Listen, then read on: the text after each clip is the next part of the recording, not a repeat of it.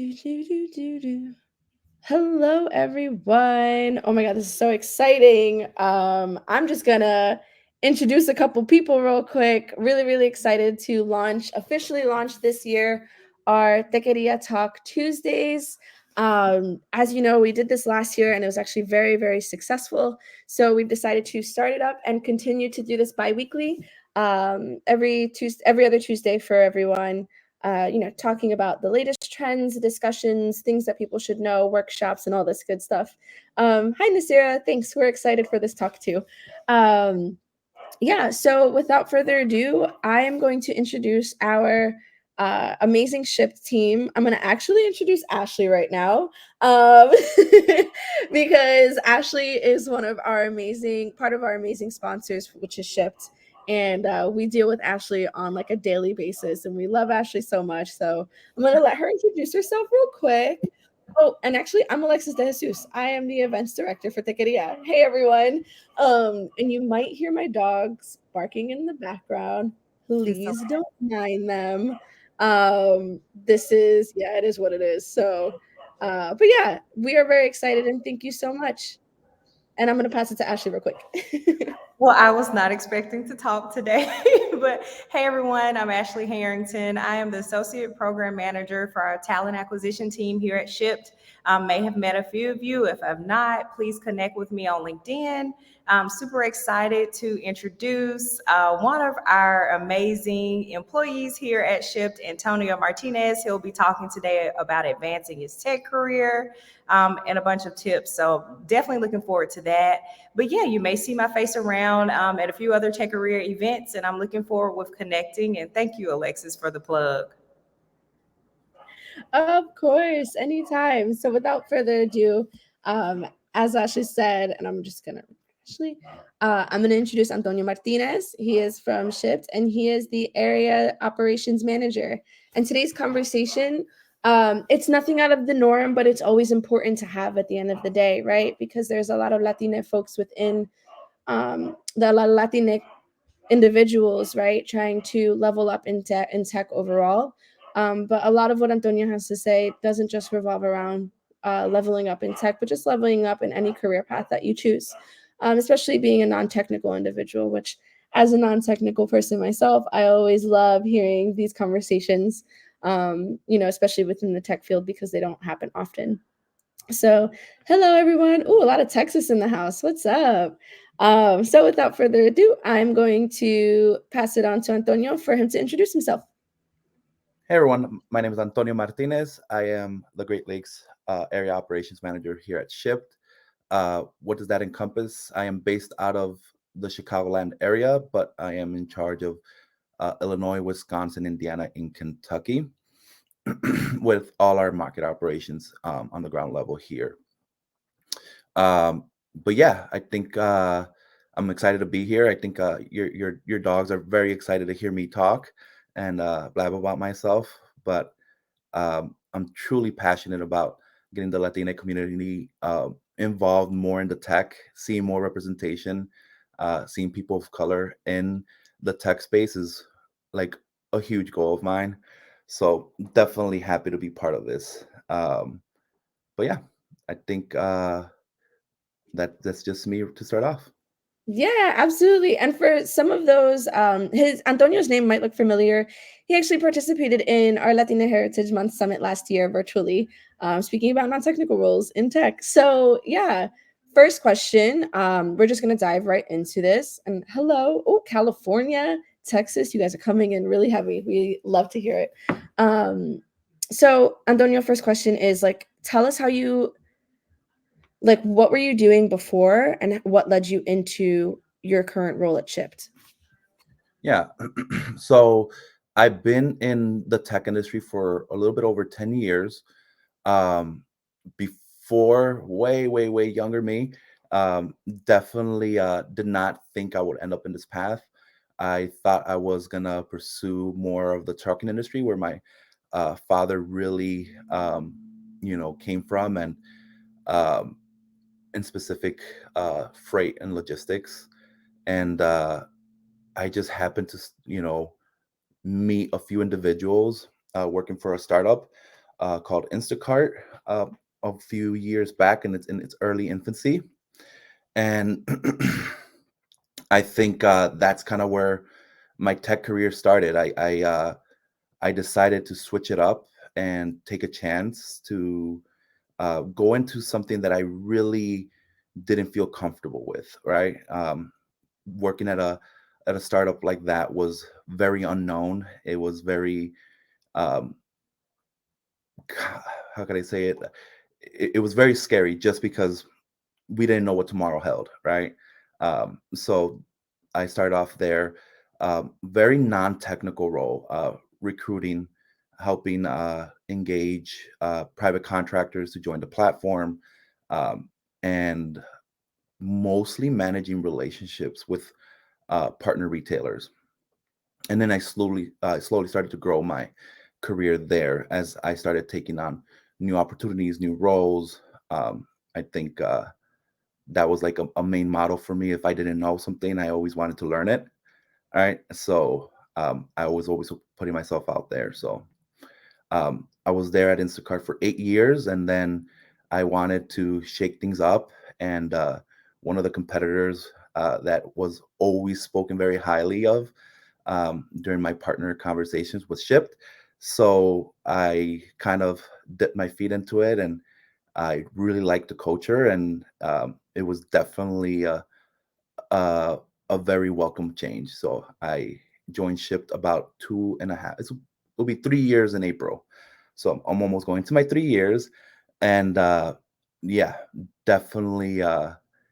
It's been a long, exciting 10 years with a lot of ups and downs and a lot of learnings, and definitely excited to talk about it. Just to discuss. Um, I've been meeting after our last Techqueria event that I participated in. I had a lot of conversations, a lot of phone calls with individuals, and I realized there's no manual that teaches you how to get this, and there's no right way to get into the tech industry. And there's this misconception of that tech, you're in engineering, some sort of data analytics, data scientist, but um, there's a lot. There's a lot to go through, and especially during my time at Ship, you get to interact with everybody, right? Engineers, product managers, people uh, in operations or in the experience team and stuff like that. And it's been a joy, and it's kind of neat to see how everybody's work plays into driving this big tech business. So yeah. I love to hear it. My favorite part about that story was you jumping ship from the competitor. Very, it This is was very interesting. very, it definitely was after being somewhere at for 8 years. I always tell this story. I was very humbled, right? I spent a long time thinking, I'm like, I have this mastered. And even me jumping from one company in operations into operations in another company, I thought I knew mostly everything. And then I was quickly humbled and realized there's a lot to learn, right? So definitely haven't regretted it since. So That's good to hear. I think one of the things is right because here at the Korea we like getting into the nitty gritty of things and really finding these this information out. So you mentioned that there was a lot of ups and downs throughout your career, right? Um, what I want to know and what other people want to know is what downs did you face that helped you actually advance your career, right? And we'll get to how it helped you or how you spun it around, right? But I think everyone needs to know like the raw things that like the natural things that people go through. So if you are able to talk about your downs when it came to trying to advance your career in tech. yeah, I think early on, um, going to school doesn't really prepare you, especially early on in my career working with a startup. Um, there was so much unknown. Nothing was defined, so you had to be comfortable with not knowing, you know, what your specific role was going to turn into, or what it even was at that point, right? So, um, with that being in mind, it's kind of hard to think of a future, right? So you kind of have to work at things and see where it takes you. And I think early on, I had a hard time adjusting with that, right? Coming from a in the trucking industry or freight logistics business, it's very structured. It is what it is, right? Um, the industry hasn't changed too much since its inception, and it definitely was different being somewhere where um, you were hired to do a role, but your role really was a little bit of everything, whether it was onboarding some sort of HR, dealing with, at one point I was dealing with employees, private contractors, and unions and stuff like that. So it was a wide berth of things, and definitely struggled to get adjusted at first. One of my lowest moments was feeling just like when I started managing people for the first time. Um, is maybe not being able to develop somebody, right? I learned a lot of different things, and had a team that I was running at the very, very early stages of my managing career, and not being able to really teach them what I knew, the way I thought they should know it, right? And getting that feedback from leadership for me was like, hey, you're great at rolling up your sleeves and doing all this work, but we need you to be a leader, right? And you're not there yet. That was, you know, really hard for me, right? Just because coming from, you know, my father was, a very proud Mexican individual, and he had like, hey, do it on your own, and really push forward no matter what, to have to take a step back and really uh, realize that I had to work better and make my team better instead of just myself was very humbling. Another I'm thing. very Oh, I'm Mhm. sorry. Before we get on to the second thing, I'm very interested in what you just said because I'm wondering if I'm writing down notes because I always like to write down notes and pick at conversations in general. But one of the things that I basically heard was like you were assigned a lot of different responsibilities, but not getting the actual rewards for it, right? And I feel like that's very common for plenty of folks within the Latina community. And so at the same time, though, and then you getting this feedback of we need you to be a leader and you're not there yet. So it's like, how on earth can I be a leader, right? And that's the other thing. And the third thing I heard was you taking that on yourself, right, to be better for your team and for your team and for yourself, right? But you weren't even provided the actual tools and resources to do that, right? You were just getting piled on different responsibilities. So how do you get to that point? Like, what did you say to set up those boundaries and being like, no, like, this is what I'm gonna do. I'm gonna be a great leader, right? I am a great leader. It's just I'm not even given the opportunity to be that leader because I'm overwhelmed and bombarded with constant work. So this is something I'm very passionate about because I feel like a lot of people go through this, right? Where we're added all this additional responsibilities, expected to do something, expected to grow, but then we don't even have like the swimming floaties to be able to swim. So yeah, I want to hear your feedback on that ultimately. So yeah, I'm just gonna put myself back on mute. Yeah, no, I think that's kind of where I had to step back and realize, like, okay, there was some truth, and you know, and not the complete story at the same time, right? There's some truth where I knew what I had to do. I learned everything. It's easier to learn to do something and do it on your own. And then I always say, like, that's how you know you're progressing, right? It's first thing is learning, mastering something, and then teaching it, and then making it better, right? That's when you know you're ready for the next step, when you're doing all those little steps there. And that's when I took a step back and I realized, okay, I had to push on leadership a little bit more. I'm like, what does that mean, right? Like, because I have a team of over 15, 20 people, and I'm managing, right? And I didn't expect it. But what does success look like? And there wasn't really an answer. So my goal, the next, quarterly meeting that we had was like, all right, my goal for this quarter is to define what success looks at every single level in this company, right? And that's kind of what I embarked in. I went into what was what does success look out for my reports? What does success look out for myself? And what does success look like for my manager? Stuff like that. And as we started climbing up the ladder and really defining that, and then realizing what had to give, right? So then in turn, we needed to create more roles, right?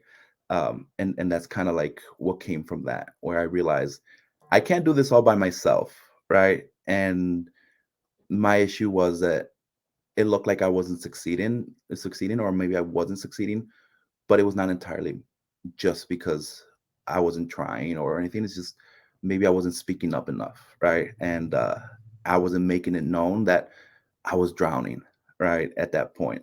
So, And um, I have a question based off of that, right? Just to give our audience like tangible things to bring back to their own organizations. Can you give a couple lines, if you could remember, of like what you actually said to achieve the need for like more folks? Like, what did you actually, if you can remember, like, were you like, hey, fulana?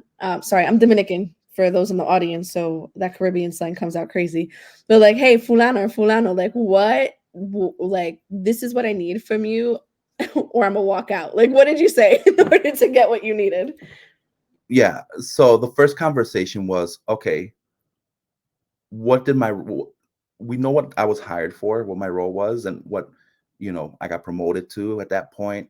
Um, and we knew what that role was, and I'm like, I had to kind of lay it all out, and that's how the conversation started. I'm like, this is what my role is, and this is what it is on paper, and this is what it actually is.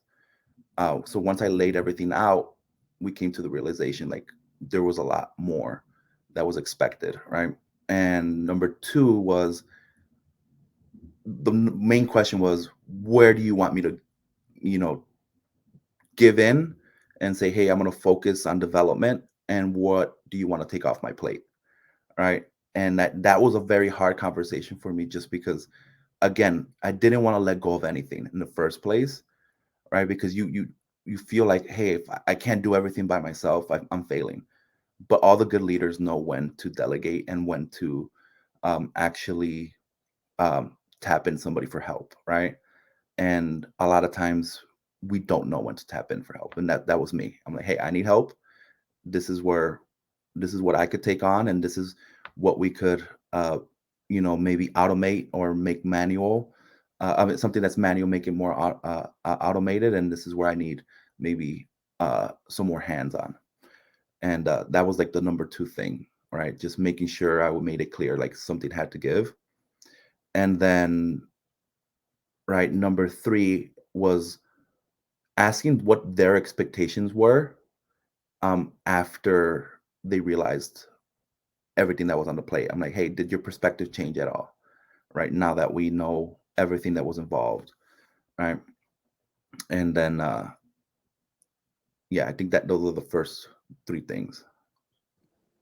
Yeah, I think building the courage, right? Everything at the end of the day takes courage. And these are the tough conversations we have to have with upper management. Um, One, for our boundaries for our own career, but two, for also for our own mental health and mental state, right? Because then you go home, you're grumpy, you're miserable, you're sleep deprived, you're this, you're that. And then it ends up showing up in your work or whatever the case. And I know everyone's like, oh, self care is self care. I'm personally over the term self care, but I get it at the same time, right? You have to take care of yourself. But that has there's different ways of doing that besides, whatever basic thing is listed out there. But I'm glad you mentioned this. I'm glad you're talking about this. And I had interrupted you way back when. And I don't know if you remember what you were going to say about that, but it was your second point. So I'd love to have you pick up on that if you remember what you were going to say.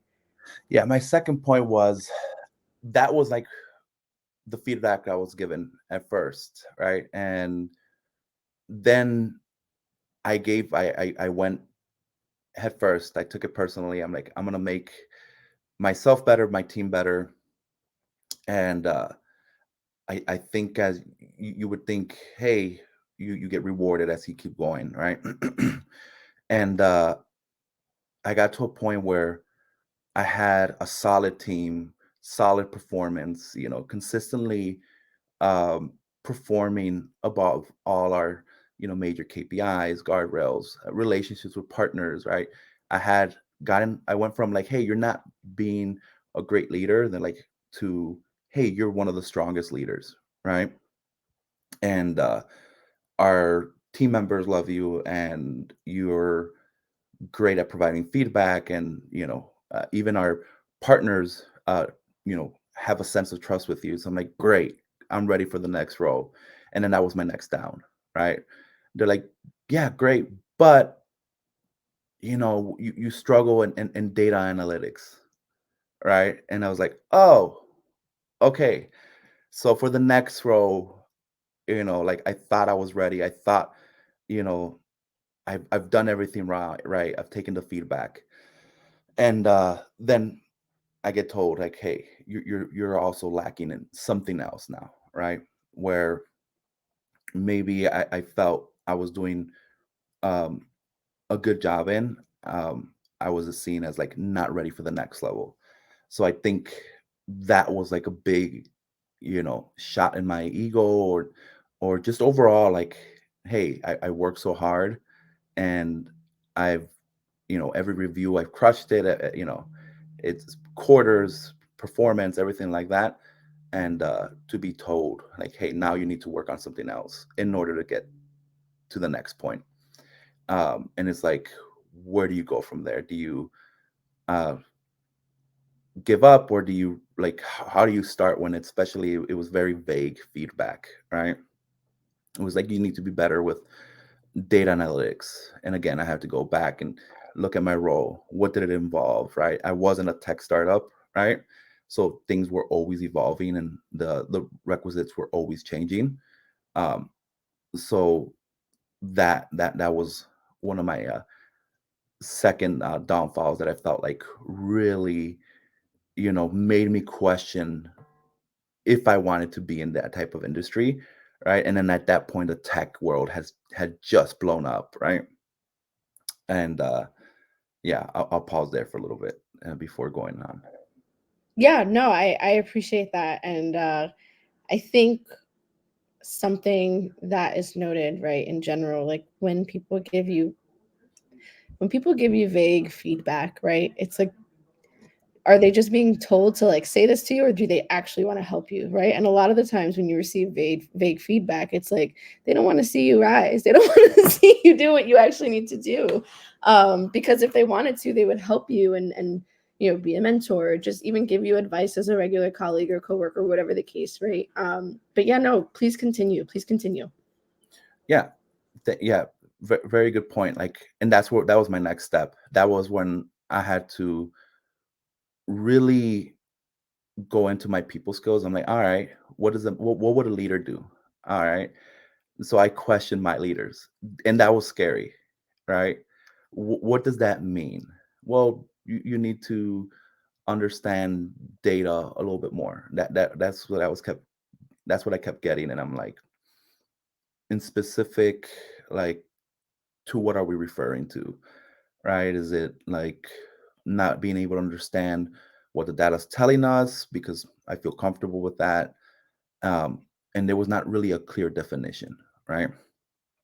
So I think that's kind of where I pushed uh, my leadership at that point. I was, show me, right? And like, I want to be in those conversations. If I'm not there yet, is there any courses that I could take, right? Is there any videos that I could watch, any boot camps that I could run through? And that's kind of how I started to do it. I would challenge them to tell me exactly, define what I needed to do in specific. And it really paid off, just because you quickly start to realize that it's a lot of times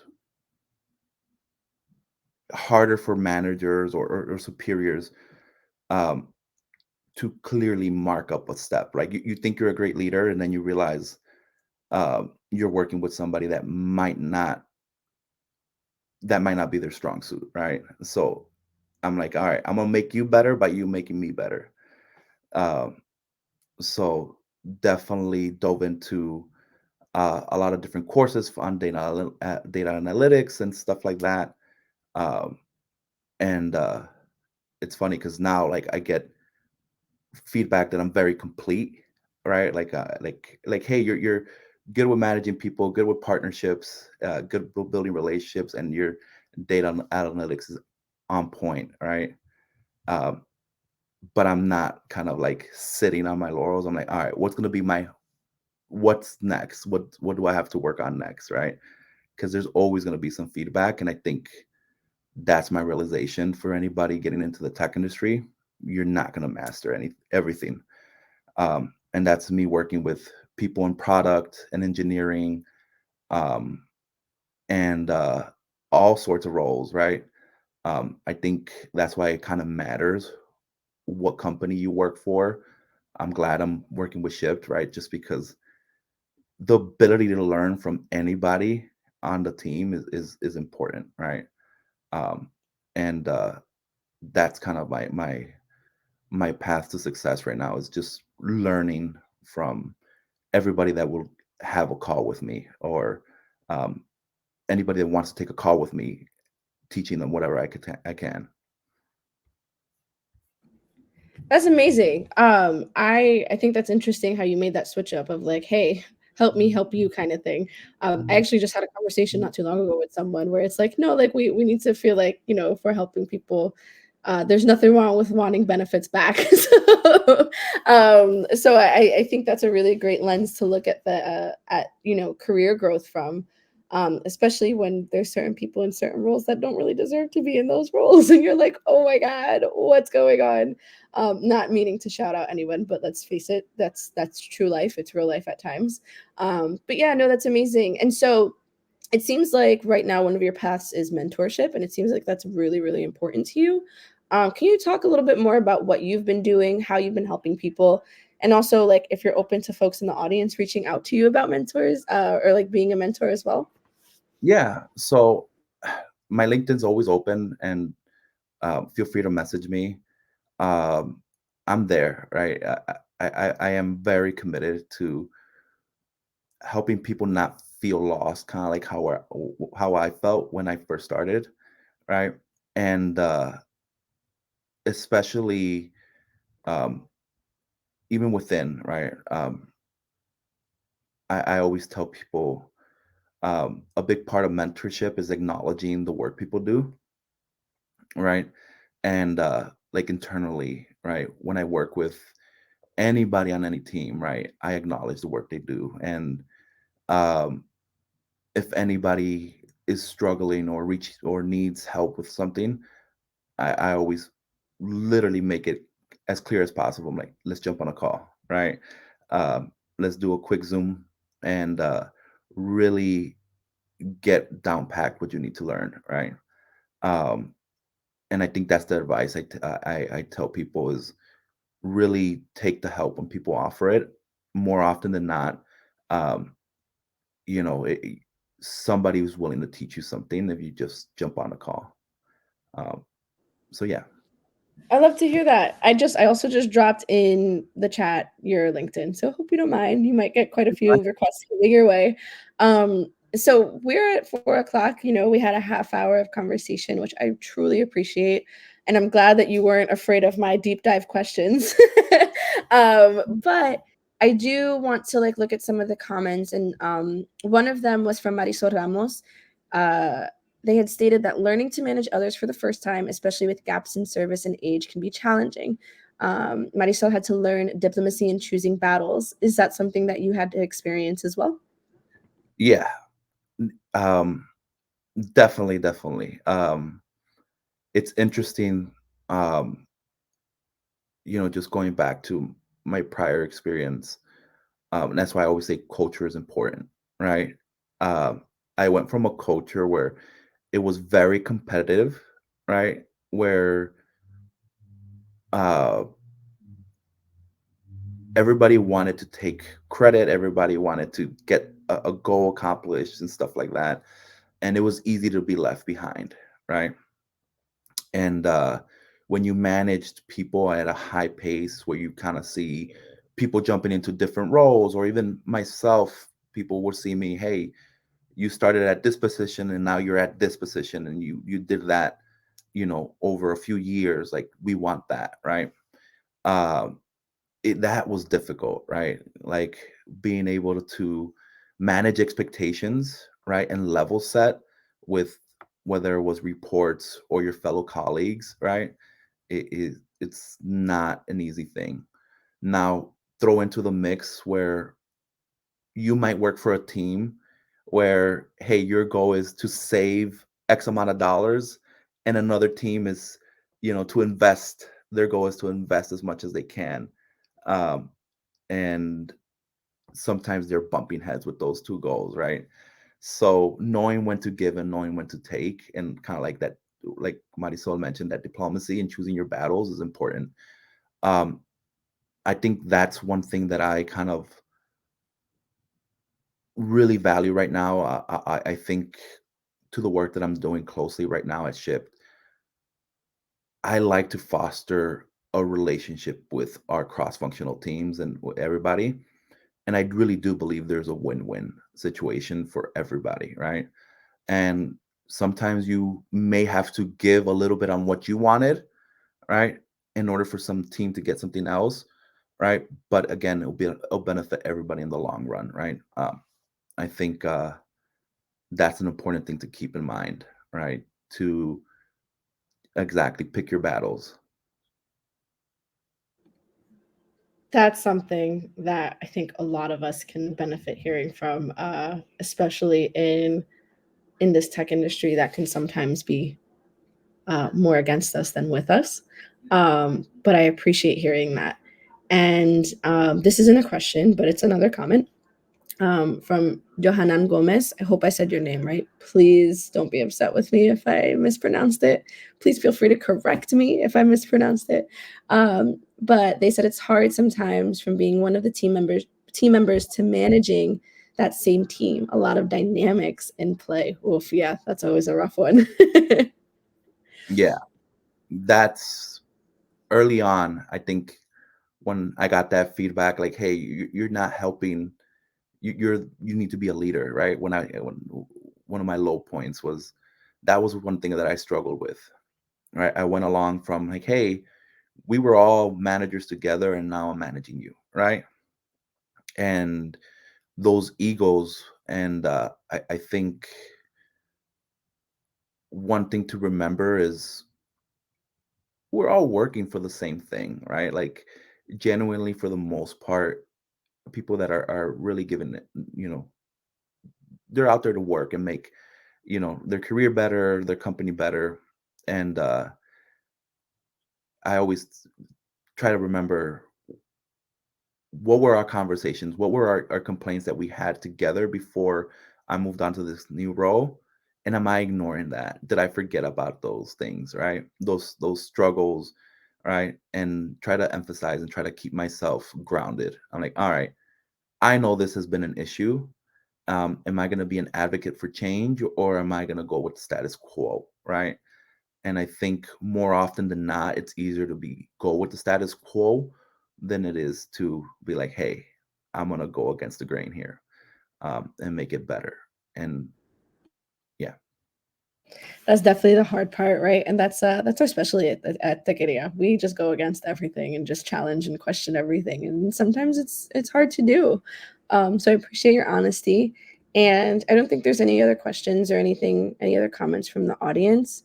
I truly wanted to thank you for your time today. It has been such a joy as always. You're such a breath of fresh air every time we talk and communicate. For those of us that are still on board here, I have dropped Antonio's LinkedIn information in the comments, and I'm glad to do it again.